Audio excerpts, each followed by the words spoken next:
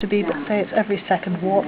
I'm just using the picot that we've talked about, which is just a loop like that, and I'm just looping it behind, in this case, every second warp thread.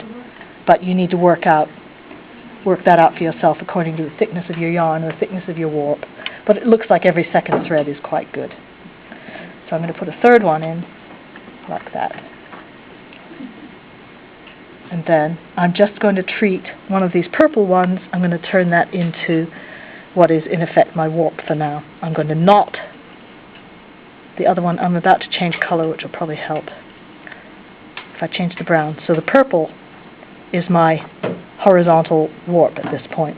I'm knotting the brown. And you're always working back towards the body of the work of what you've already done. So I'm looping up from underneath, over the top, and down through the hole that I've made. It's only ever 2 loops. I now need to make a second loop to make it a double half hitch. And that's it. Then I drop that. You never make more than 2, or I don't anyway. Pick up the next one, what is it at the moment, the weft.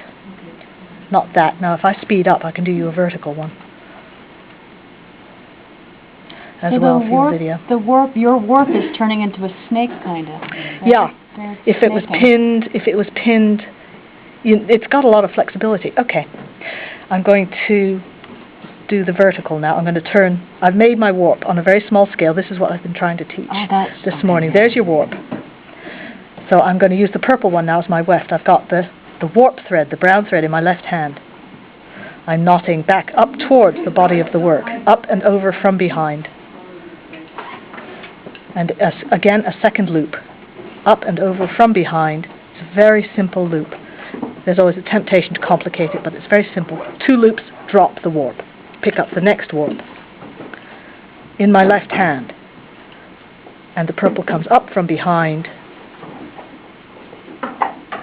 moving back towards the body of the work. We should have been doing this all along. We should have just made a video. There we go.